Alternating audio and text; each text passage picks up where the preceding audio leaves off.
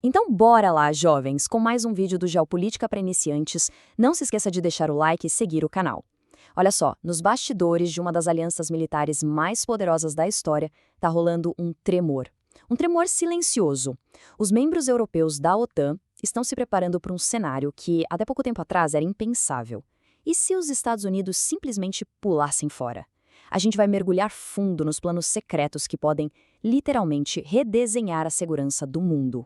Pois é, por décadas e décadas, essa pergunta parecia coisa de filme de ficção, sabe?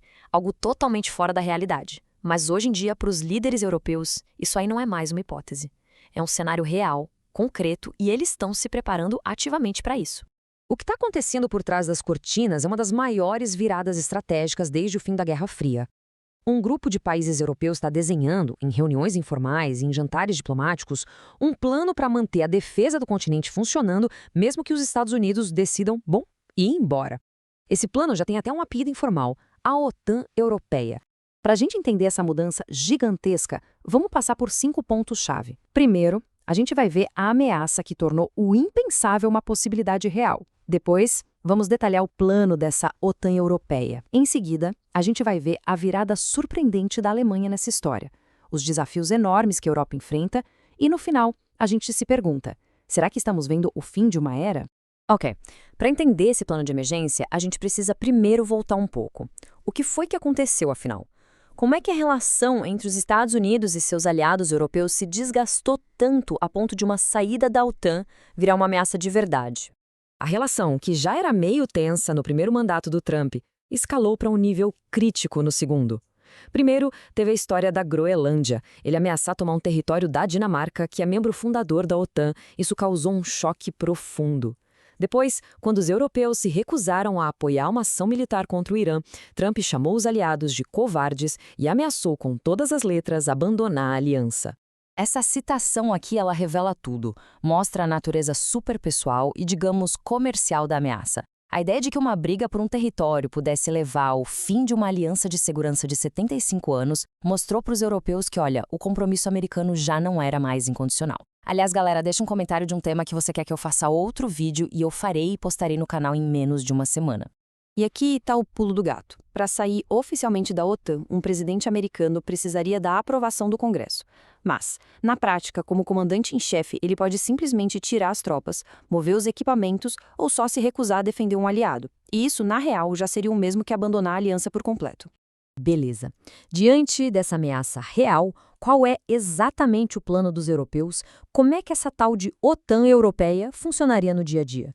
A ideia central não é criar uma coisa nova do zero. É usar a estrutura que já existe, os comandos, os quartéis-generais, os procedimentos, tudo. Só que com oficiais europeus ocupando os cargos que hoje são dos americanos. O objetivo é manter a máquina funcionando, não construir uma nova.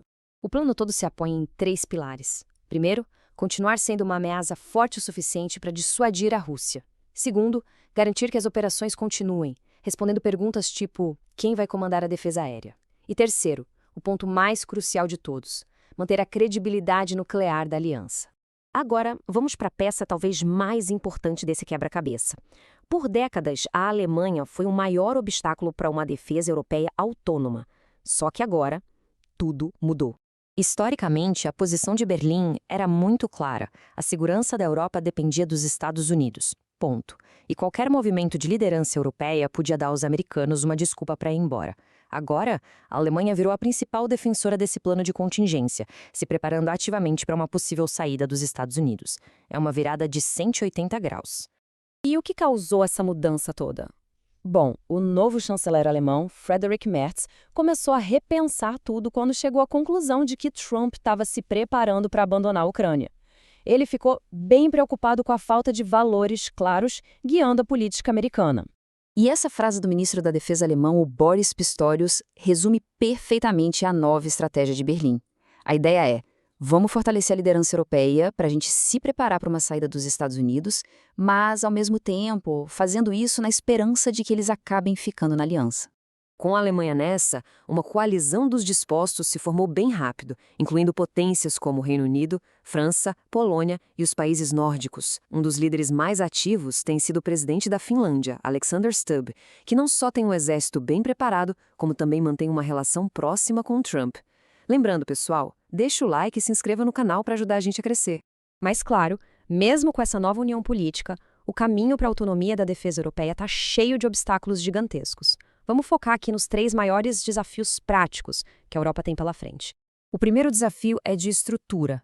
A arquitetura inteira da OTAN, da logística até a inteligência, passando pelo topo do comando militar, tudo foi construído em torno da liderança americana.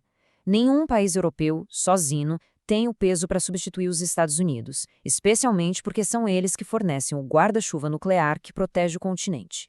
O segundo problema são as lacunas de capacidade militar.